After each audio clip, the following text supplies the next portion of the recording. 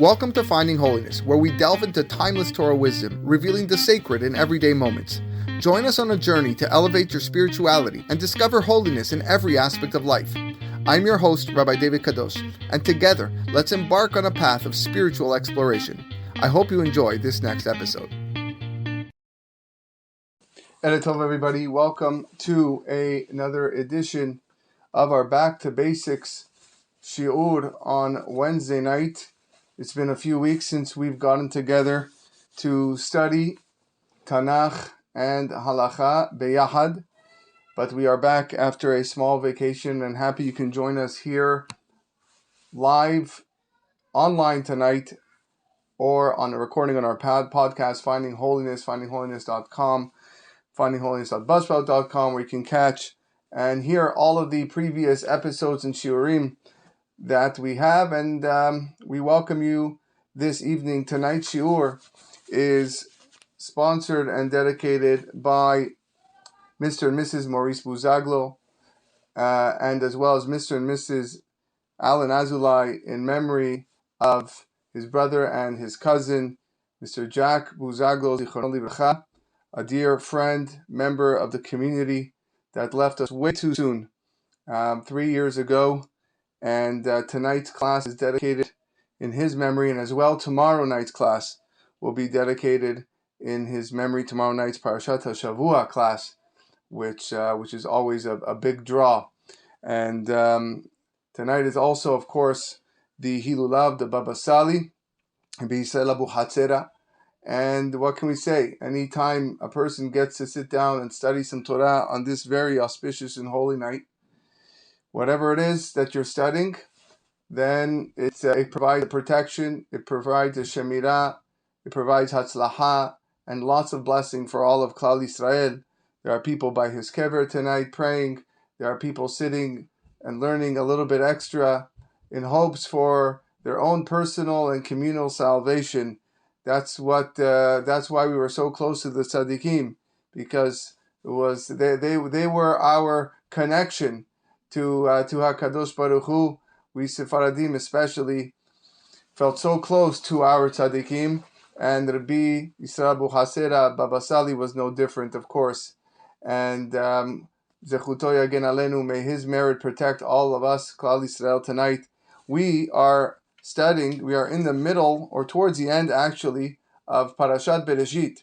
We started this journey a few months ago, right from the beginning, to study the Chumash with Rashi, and as well for 30 minutes, followed by Shulhan Aruch for 30 minutes. So I always say, and I always tell people, whether this is the first time that you're here or you started from the beginning, no matter when you join, you're always going to learn something new. Stories that you've learned when you were young, and seeing Rashi's incredible depth and wisdom, and of course the halacha aspect of it that will come soon. For those following inside you, and if you have a chumash near you, we are on Perek Daled, Pasuk Yud Tet, in Parashat Bereshit, and when we get to the Shulchan Aruch portion, I'll let you know where we are. And if you just want to sit back and listen, of course, you're also welcome to do so. Take it all in and enjoy some of the wonderful Hidushim that we have for you this evening. So Perek Daled, Pasuk Yud Tet, Vayikach lo Lemech shete nashim. This takes place right after Cain, the story of Cain and killing Hevel. And Cain was worried that HaKadosh Baruch Hu was going to kill him, or not only that, he was worried that people were going to kill him, and he promised him protection of seven generations. So this is the start of the end of Cain's life as we go through those generations. So Vayikach lo Lemech shte nashim. Lemech took two wives. Shem ha'achat Ada. One of them, her name was Ada. Shem ha'shenit Sila. And the second one was Sila. Batelet Ada et Yaval. Ada gave birth to Yaval. Hu haya avi Yoshev oel umigne. And he was a man who sat in the tents and owned a lot of flock. V'shem achiv Yuval. And his brother was Yuval. Hu haya avi kol tofes kinor ve'ugav. He was a man who was a musical man. He played the lyre and the flute. V'tzila gam hi yaleda et Tuval Kain. Tzila also gave birth to Tuval Kain.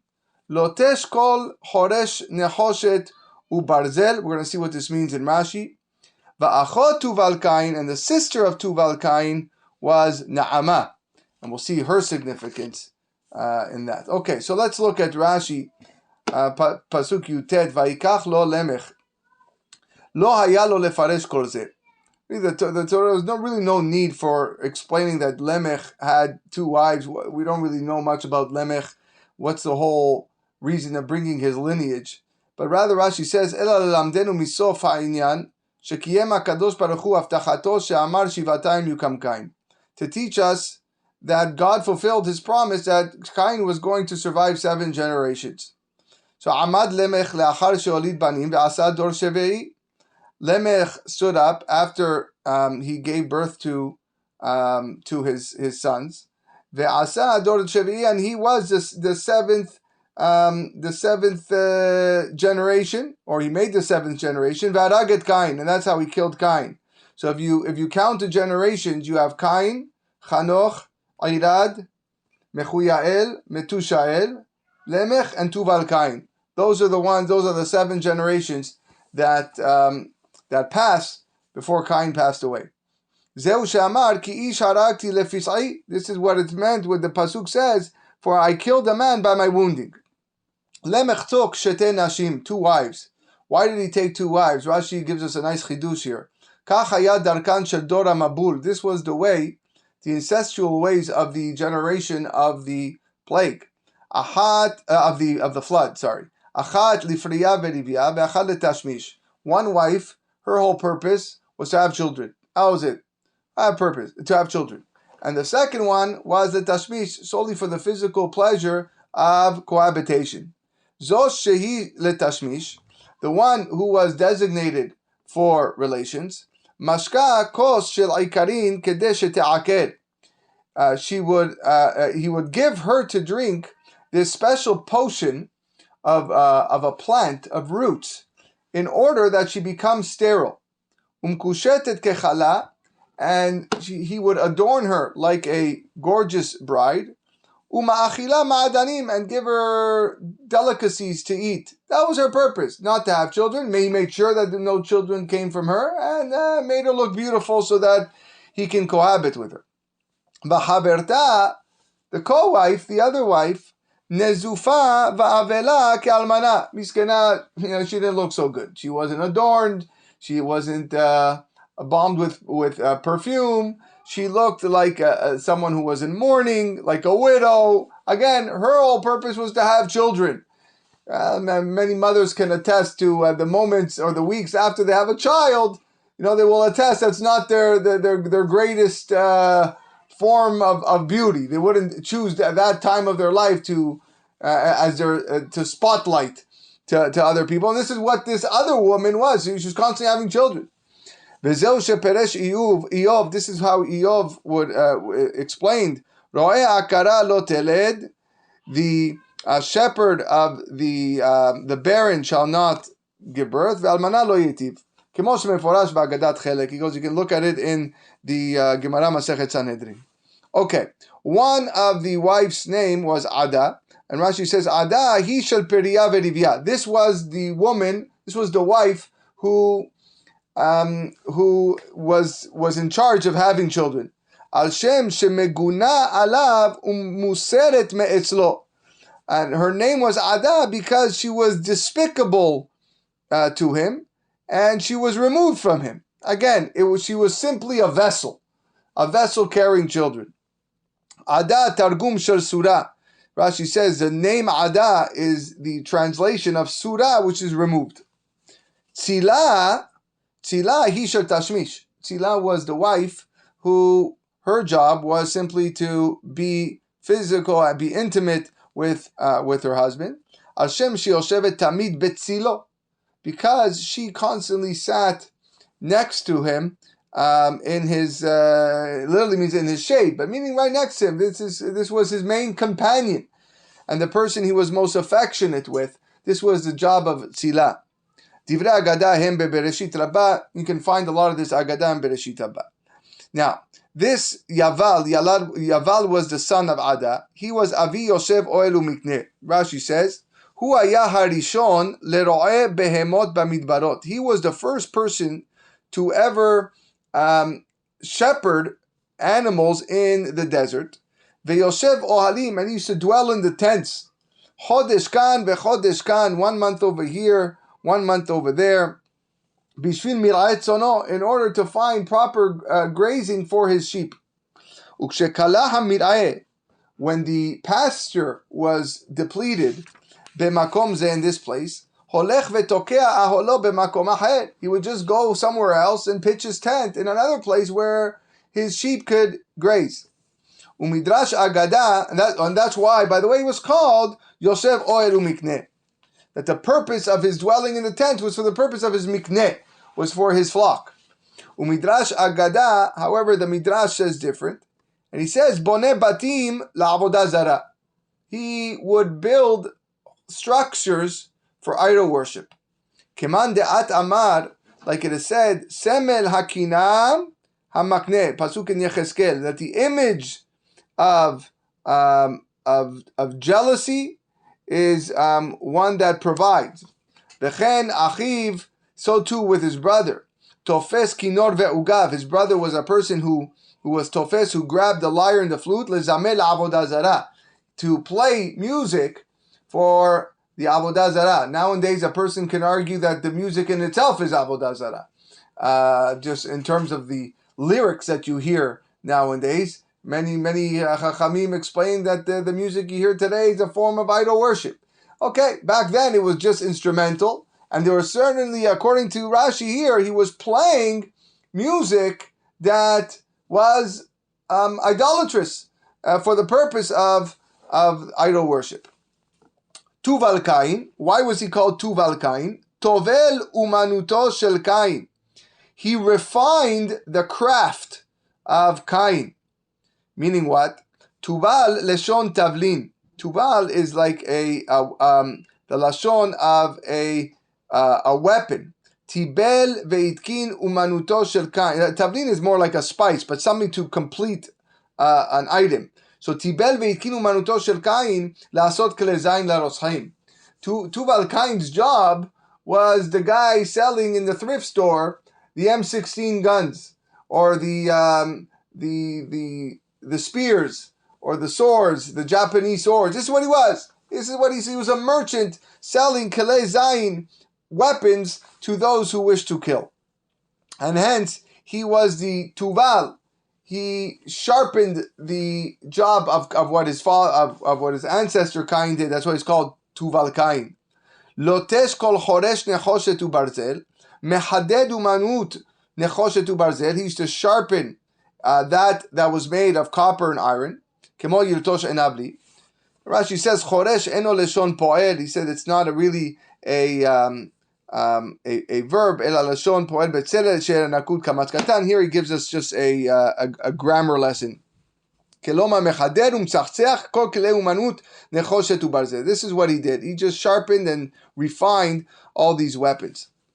Now, the sister of Tuval Cain was Naamah. And Rashi here says, He ishto shel Noach. This is the sister of Noach. And the reason Rashi tells us this is Rashi's trying to tell us why in the world would we care who the sister of Tuval Cain is. It doesn't make a difference. We don't hear much about. Okay, we're telling you her name because she is the wife of Noach, and Chachamim say she was a very righteous woman, like her name. She helped Noach, saved him from the flood. Naamah, the lashon of kindness and being nice. This is who she was. She was a righteous woman. Okay, let's go back to the Pesukim, Pasuk Kav Gimel. Vayomer Lemech lenashav. Lemech told his wives, his two wives, Ada v'Tzila, Shema'an koli, listen to my voice.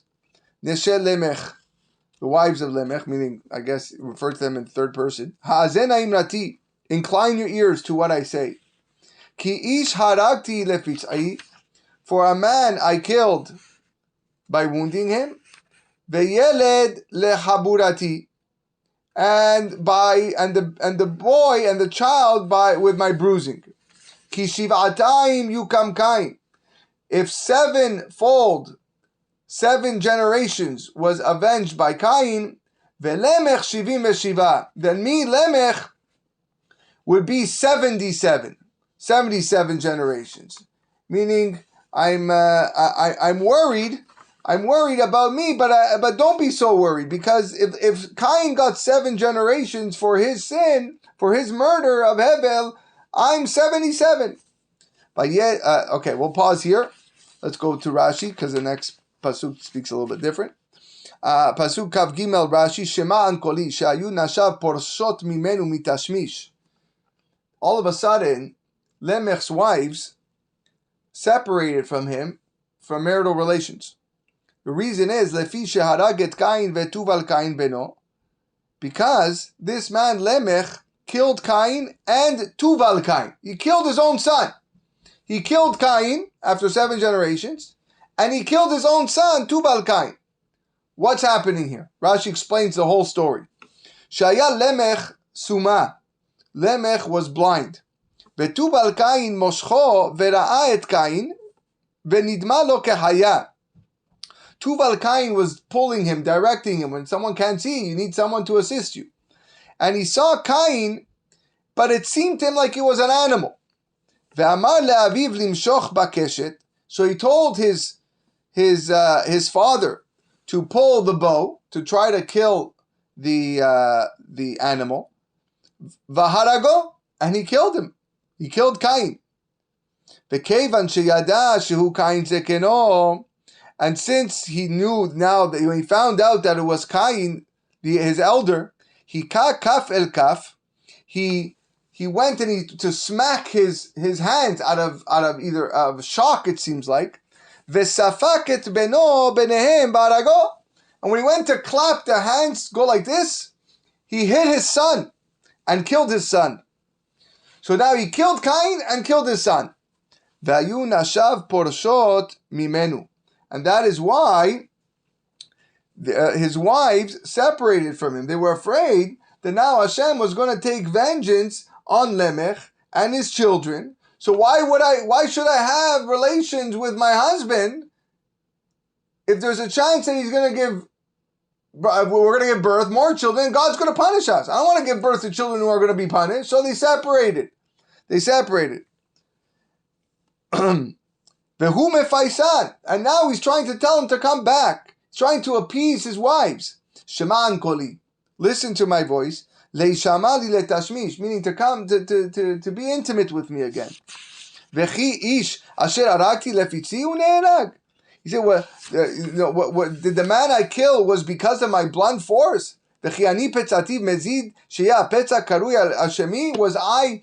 Did I do this on purpose? That this petza, this wound is on me. I'm the one who's going to be blamed. Ve'yeled asher arakti lechaburati neherag, kilomar al yedei chaburati bitmiya. Rashi is saying this. He's asking the question rhetorically. It wasn't me.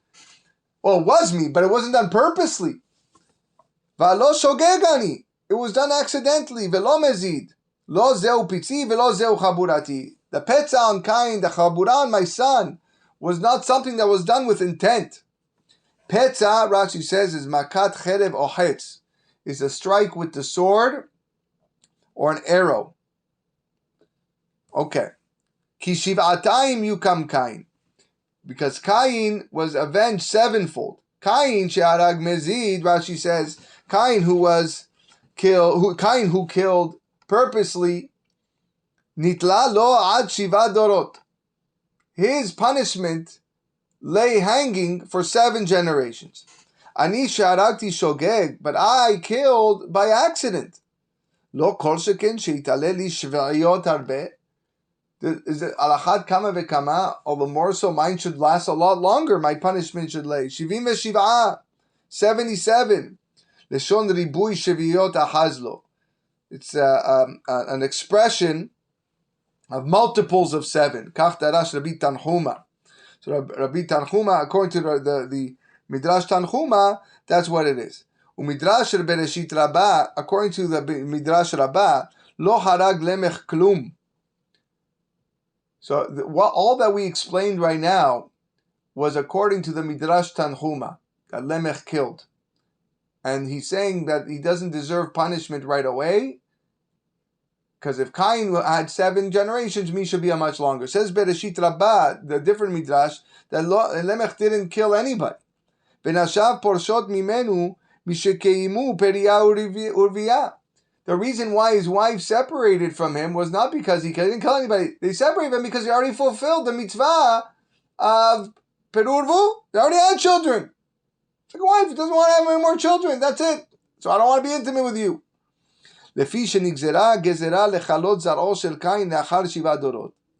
Because once there was a gezerah, a decree, that Cain's descendants would stop at 7 generations, Amru, the women said, Manu yordola be'ala. What are we giving birth for? We'll waste our time. They're probably going to die. They probably won't be viable. Lemachar hamabul ba v'shotef et hakol. Tomorrow there's going to be a flood. I guess they must have had some, a little bit of Ruach HaKodesh, that something bad was on the horizon. We're going to be introduced to Noach soon. And it's going to wipe out everything. Why am I going to give birth for? Vehu omer lahen, and he tells them, V'chi ish harakti lechfitzi, v'chi ani harakti et hevel shaya ish bekoma v'yeled b'shanim. Did I kill anybody? Did I kill Hevel, who was young? That my descendants and my offspring should be cut off? Why should I be punished? Just like Cain, who killed, his punishment lay wait for 7 generations. I didn't kill, so all the more so mine should wait many multiples of 7. But Rashi says, "V'zeu kal v'chomer shel shtut."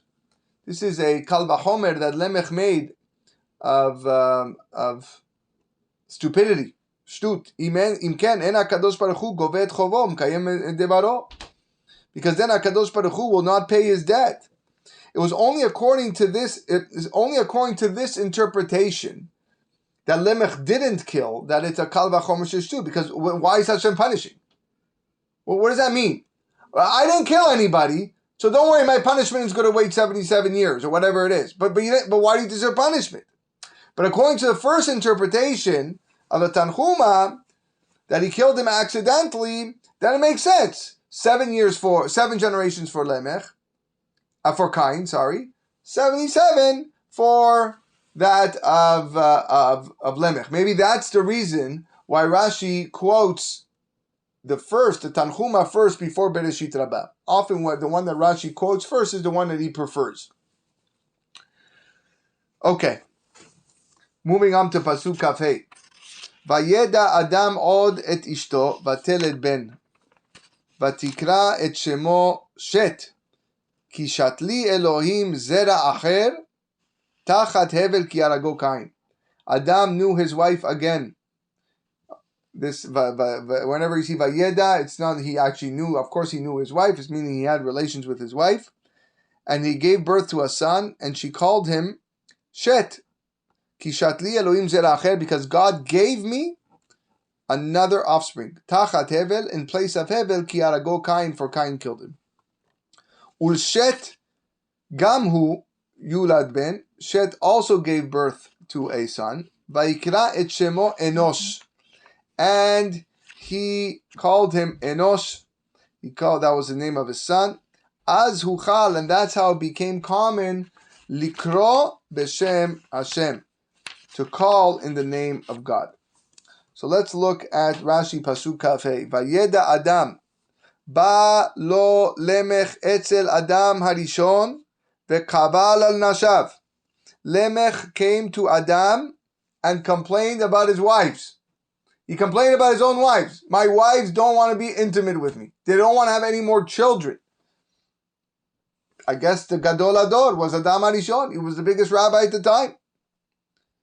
So, Amar Lahen, he said to the girls, V'chi alechem ledakdek al gezerato shel makom. Are you to be meticulous about God's decree? Atem asu mitzvatchem vehu yaseh et shelo. What are you doing? you have a job. The job is Perur Vu. This was the only commandment in the whole world right now. This was the only mitzvah in the world, was to have children. So, what are you doing? Why'd you stop?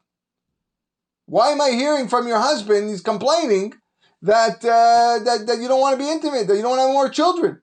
You have a mitzvah, he has a mitzvah, go on and do it.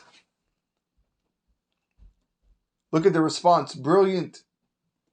Amru lo, the ladies said to Adam Arishon, Keshot atzmecha techila. You're worrying about us, buddy. Why don't you worry about yourself? Look in the mirror, Adam. You think you're better than us? Go adorn yourself first. Va'lo parashta meishtecha ze 130 shana. You've separated from your wife for 130 years. Misheniknesa mital yadecha. From the moment that you were fined with the punishment of death, you separated from your wife. You're telling us to be with my husband? With our husband? What about you? Miyad vayeda Adam. All of a sudden, right away, Adam said, you know what, you're right. So Adam went with his wife, and they had Shet. Umau od. What is the meaning of vayeda Adam od? Lelamed shenitosfa lo ta'ava al ta'avato. We learn from here that an extra physical desire took place there with this intimacy, in this union, because this was going to be the child that was going to build the world. It was from Shet that came Adam Arishon, that came Abraham Avinu. Shet gave birth to Enosh. Az huchal likrot Shem Hashem, az huchal leshon chulin. Profanus, lashon profanus. Dikrot shemot ha'adam, to call names of man, vet shemot ha'atzabim, and the name of plants, bishmot shel HaKadosh Baruch Hu, in the name of God. La'asotan elilim belikrotan Elohut, to make them into idols and call them names of God. Okay, we are going to pause here in terms of our Chumash. We will Bezrat Hashem finish Parashat Bereshit next week, and we'll also begin Parashat Shemot. At this point, we are going to transition over to Shulhan Aruch. In the Mishnah Berurah, we are, if you have a Mishnah Berurah or Shulhan Aruch next to you, we are studying Hilchot Netilat Yadayim. We are in Siman Dalid, the fourth Siman of Orach Hayim, Halacha Zayin. Halacha Zayin. Let's just get it open. Give me a moment. Okay. So, again, for those just joining us, or for those that are here with us for the first time, you can check out the podcast website, findingholiness.com. Click at the top series where it says you'll get a list of all the things that we go through. One of them is Back to Basics. You can hear all the previous shiurim if you want to get yourself caught up. Okay, so Siman Daled Saif Zayin. The Mehaber says, Tov leakpid benetilat yadayim shaharit bekol hadevarim hame'akevim benetilat yadayim lis'oda. A person should watch out and be careful when he washes his hands in the morning for all the things that you would normally watch out for when you wash your hands for a meal. And we're gonna when we get to Netilat Yadayim the Seudah, the water should be clean, should be clear, shouldn't be colored, shouldn't smell. These are all things that we take into consideration and we watch out for when we wash our hands for a meal. Same thing when in the morning. However, says the Rama, Mihu eno me'akev lo keli velo koach gavra. The keli, the kli and the koach gavra is not me'akev here, meaning that you don't the force or the power of a human to wash your hands is not me'akev. As you wash your hands, just washing your hands, getting your hands wet is good. But we're going to see that the kli serves a big purpose as well. Ushara devarim aposim benetilat seudah. Okay, so Mishnah Berurah here at the bottom. Eno me'akev rotze lomar Sif Katan Tet Zayin. Eno me'akev, rotze lomar di'avad le'inyan ha'beracha, with regards to a blessing. B'di'avad, it's not me'akev. V'yuchal levarech al netilat yadayim, you could still say the bracha of al netilat yadayim. Or afilu lechatchila echa de'i efshar be'inyan acher, or even lechatchila, you can use these waters or bad waters when you have no other choice. Aval echa de'efshar tov le'akbid.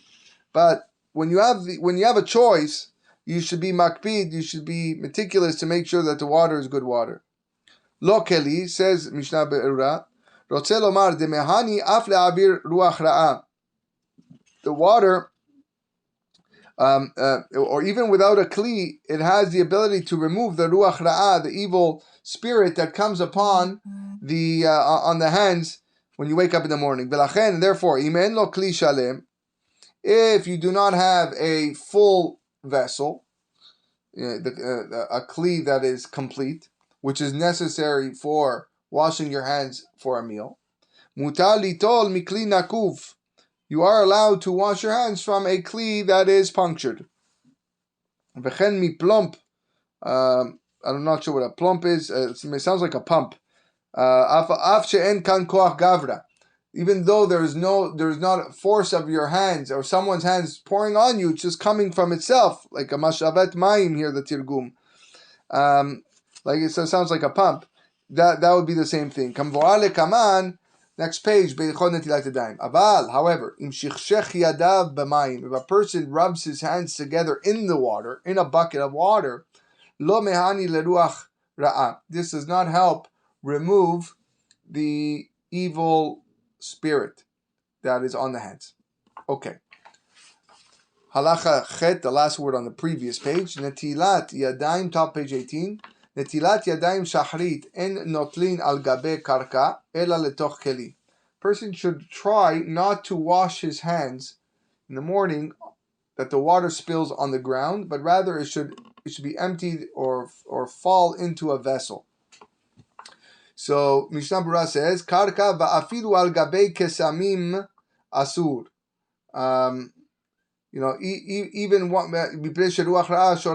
Even on top of pieces of wood is not good because the ruach ra'ah is now sitting on the wood. So we don't want that. So the machloket over here, when you wash your hands on Yom Kippur, in the morning, a person should wash his hands up to his knuckles. Question is, how much do you do it? Shlomo Zalman says you do it 3 times, and Rav Elyashiv says you do it 1 time. And more than that, says the Ben Ish Chai, that the idea to nullify the Ruach Ra'ah, the best way to nullify the evil spirit is to pour lots of water. He's we spoke about the segula that comes by pouring lots of water, especially for a meal. We do for a meal, it brings the segula, the parnasah, but lo kol sheken also, when you do it in the morning, when you have this evil spirit on you, use a lot of water. Okay, the water should go into keli, sif katan yutet, v'tov shi'aniach shne kelim merashotav, echad maleh v'echad rekan. You should have 2 kelim from the beginning, 1 full, one empty. Rav Ben Zion Abba Shaul was asked a question whether or not a person is allowed to learn Torah next to a bucket of unclean water. So someone woke up in the morning, right? You have a roommate, and he woke up in the morning and he did Netilat Yadayim and he put it in the bucket, and you already learning Daf Yomi for an hour. So can you learn Daf Yomi next to this water? There's this bucket of water that is impure. He answered that it's not a problem, that it's okay to do so. However, the Chidah, it's a little bit more strict here, and he holds that really a person should not be doing any form of a kedusha, studying or learning or praying next to such waters. Okay, back on top, halacha tet, mayim shenetilat yadayim shachrit asur le'anot behem. These waters you cannot have any benefit from. Velo yishpechem babayit, should not pour them in the house. Velo b'makom she'ovrim sham bnei adam, or pour them or in a place where people pass by. So says Mishnah Berurah, you do not have any benefit. Al ken lo yitenem lifnei behemto. don't give them to your animal to drink. That's a perfect example of having some benefit for these waters. Don't give them to your animal. And don't put them in a place where Bnei Adam walk by, because they could become damaged through the ruach ra'ah that is sitting on the ground. By the way, this is the reason why when we perform the mitzvah of Maim Aharonim, that the Maim Aharonim should not be spilled on the ground where people walk, because of the ruach ra'ah. You don't want, you put it into another kli for the same reason. This water is tameh. It's got a bad essence, bad ruach to it. So you want to put it in a kli. Someone's asked, okay, am I allowed to do it under the table? Can I do my maharonim under the table because no one's walking under the table? And the answer is yes. If no one, the whole idea is you don't want people walking on top of it, and maybe God forbid getting damaged under the table. If no one's going to walk on the table, you should do it. I wouldn't do that if you're at a guest. At someone's house. That's not nice. I wouldn't do it in your own house either. Not sure if our spouses would enjoy that. But probably best to do it in a kli and then discard the water right away. Okay. Halacha Yud. A little bit more in the Mishnah Berurah. Veishpechem bimkom midron o be'afar tichuach. You could pour it into dirt that is already plowed, soft, that the water is going to be absorbed. It's not going to sit and rest on top. Halacha Yud. Notel keli shel mayim beyad yemino venotno leyad semolo kedei sheyarik mayim al yemino techila. Okay, so here's the order. You pick up the vessel with your right hand. You give it, or you pass it to the left hand in order that it's emptied back onto the right hand. All right, so you pick up, I know you're looking in a camera, but this is my right hand. It might seem that's my left hand to you, but this is my right hand. Okay, I don't have, here's a cup. All right, there's a cup. Takes the cup in the right hand. I pass it to the left hand. Okay, and then the left hand is what washes the right hand first. Sorry, we're talking the morning washing, so it's like this, right? So the right hand first, and then left hand like this. Fine. So says the Mishnah Berurah, venotno, we give it to the left hand, kedei sheitkaber yamin shehu chesed al semol shehu din. This is the first time we see this concept in halacha, that the right overpowers that of the left because we want the chesed to supersede that of din. Chesed dero'ah yemina. So the chesed is represented by the right hand, and the left hand is din. V'gam be'iter azlinan batar yamin de'alma. And even the lefty does like every other right-handed person. So if you happen to be left-handed, it makes no difference. You're going to do the exact same thing. You're going to pick up with your right, you're going to pass it to your left, and then you're going to use your left to pour the right hand first. So no difference if you are right-handed or left-handed. Going back up, short halachot today. Halacha Yud Aleph. Lo yitol mimi shelo natal yadav shachrit. Don't wash or don't take the vessel or don't have someone wash for you if he hasn't washed yet. Simple. Says the Mishnah Berurah, Lo yitor rotze lomar lishpoch lo al yadav. Don't allow him to pour for you. The pasuk says in Paraduma, vehiza hatahor ala tameh, that the tahor needs to sprinkle on the tameh. So if someone you're tameh, your hands are impure. You woke up in the morning, your hands are impure. If someone's going to pour for you on your hands, it has to be someone that is pure, not someone that is impure. Aval lehavilo ma'im mutar. But Mishnah Berurah says, if the person didn't wash yet, but he's just bringing you the water, that's fine. That's fine. But washing your hands for you, that has to be, if you're not going to do it yourself, it has to be someone who already washed. Mimi shelo natal, sif katan kav dalet. ובנטילה לאכילה רשאי ליטול ממי שלא נטל ידיו. Here he makes a distinction. If you're washing your hands to eat hamotzi, to eat bread, someone may wash your hands for you if they didn't wash themselves. There it's different. Okay. Halacha Yudbet on top. Im shichshech yadav letoch keli shel mayim, which we said on top is not good. If someone rubbed his hands in a kli of water, in a vessel of water, we said this is not good for Netilat Yadayim in the morning. However, alta lo netila likriyat shema velitfila. It does count for a Netilat Yadayim for kriyat shema and tefillah. There is another obligation of washing your hands in preparation for Shahrit, and this will count for that. But again, it will not remove the evil spirit found on your hands.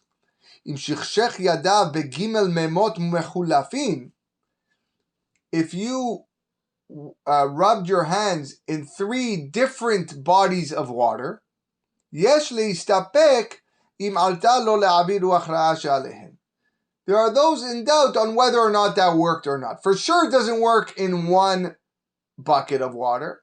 But if you went to 3 different bodies of water and you rubbed your hands and you went like this in the water, those that say maybe you got the ruach ra'ah off your hands. Let's look at Mishnah Berurah. Likrat shema velitfila. V'yuchal levarech al netilat yadayim. And you can actually say that beracha al netilat yadayim here, de'amrinan bakiyor verachatzu mimenu velo betocho. Because when the Kohanim served in the Bet HaMikdash and they washed their hands using the kiyor, the basin found in the Azara, the pasuk says verachatzu mimenu, they washed from it. Velo betocho, not in it. Ha be'alma afilu betocho. But by the Kohanim were not able to do it inside. But that's a special law of the Kohanim. Ha be'alma, but everybody else, afilu betocho. So wash your hands in the inside. Meaning our tefillah is very much connected to the Kohanim's avodah. But it's only specific to the Kohanim that they have to be rachatzu mimenu. But now we don't have Bet HaMikdash, so now we can wash even betocho. We can wash even from inside. Aval le'avir ruach ra'ah, says the Mishnah Berurah here, the main crux of the argument, what we've been discussing until now, in order to remove that element of evil, negative spirit, ba'e arui gimel pe'amim davka.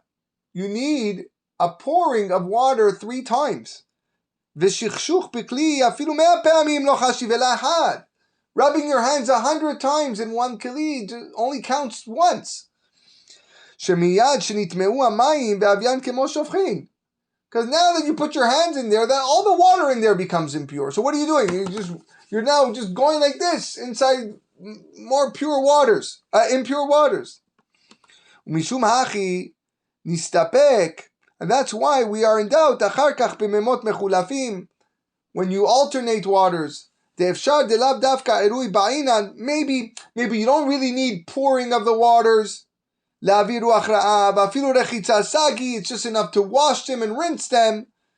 Or de'ba'inan erui mikli al yadav. Or do we need an actual pouring? That's where the Shulhan Aruch is mesupak. He's not sure. He's in doubt. Do I need an actual pouring? If I need an actual pouring, then I can do this with my hands in 1,000 different buckets and it doesn't count. Or do I just need 3 different bodies of water? If this counts for 1, then I can just go 3 different places and get rid of it. But he's not sure.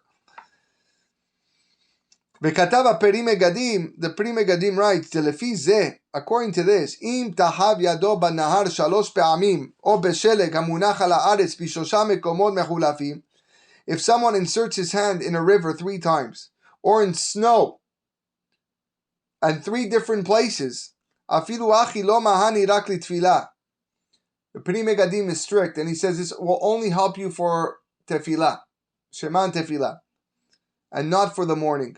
It will help you for tefillah. V'yuchal levarech al netilat yadayim, aval safek im ani la'avi ruach ra'ah, and it's still a doubt on whether or not this removes the ruach ra'ah, the evil spirit, from your hands in the morning. De'ulai ba'inan leze'ayru mikli, because maybe I need pouring from a vessel.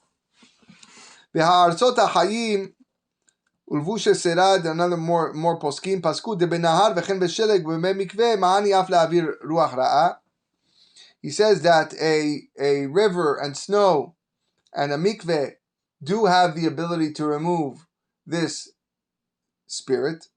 And even if there's not 40 seah, which is the minimum amount you need for a mikveh, you can look over there to see what he speaks about. Abal lo leruach ra'ah lehen.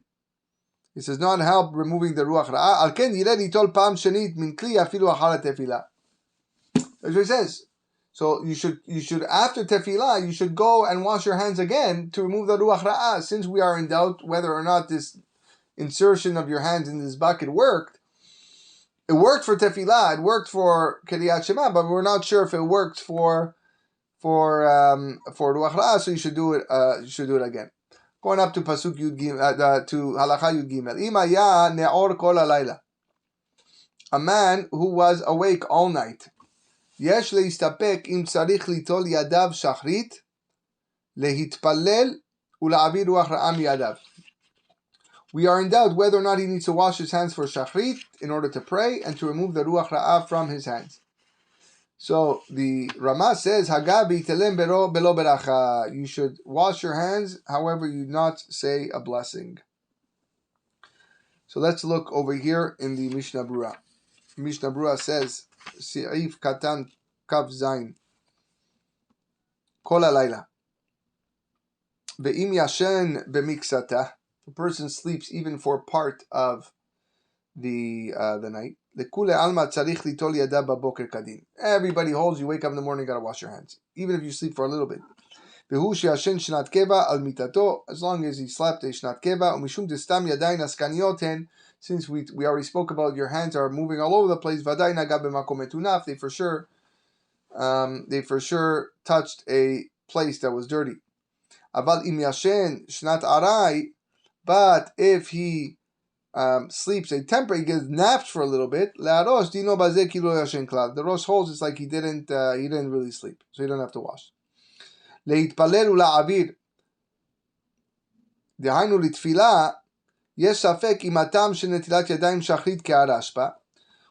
to tefillah, we're unsure on whether or not the reason we wash our hands is like the Rashba said. The Rashba we quoted before saying the reason because we are like a new creation, B'riyah Hadasha. Le'el b'Mishnah Brura Sif Katan Aleph. V'im ken, if we are considered like a new creation, Af agav de'ashta lo na'asa b'riyah hadasha, even though right now we're not like a new creation because we never went to sleep, we stayed awake all night. Lo plug rabana mitzarich netilat. There is a lo plug. We're not going to differentiate here because people are just going to get confused, and therefore you just got to wash your hands. Or shema, or maybe ikar atam ke'arosh. The reason is like the rosh, that Yadayim askaniyot, that our hands just like to touch a lot of things. Ubeneor. When we're awake, when we're awake, I know my hands, I'm cognizant of what my hands are doing, and if I didn't touch anything that's dirty, then I don't have to wash my hands. And removing the evil spirits is also a doubt here. On whether or not the sleep causes the ruach ra'ah.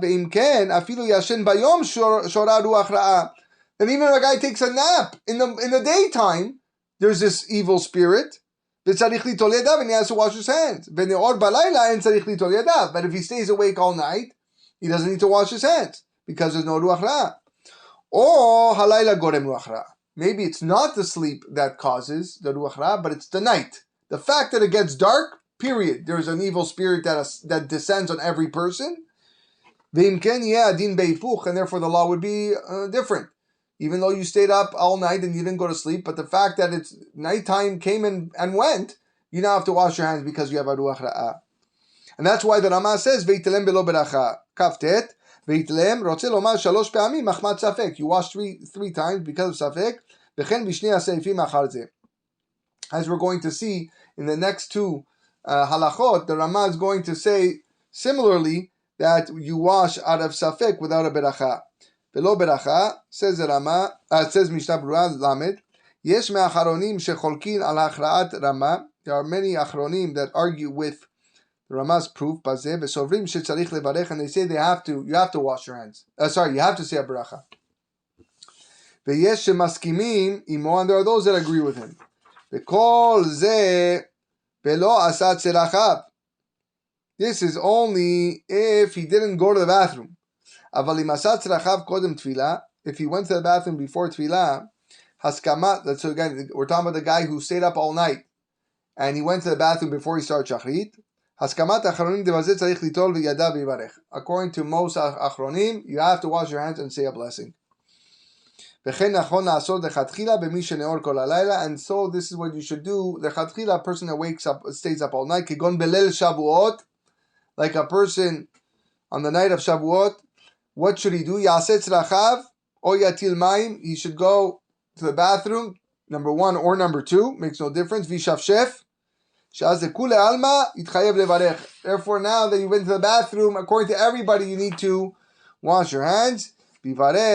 Al Netilat Yadayim Ba'asher Yasar. And therefore, then you will say Al Netilat Yadayim and Asher Yasar. So that's what the difference would be. That's the best advice that we give to people who stay up all night. If you see, there's a lot of questions and other different sfekot that are around. To avoid safek, just make sure you go to the bathroom at that time, and then you will wash your hands and say the beracha. We are going to stop here, and we will continue our learning next week. Be'ezrat Hashem. Thank you, everybody, for joining us. Have a wonderful night. Be well.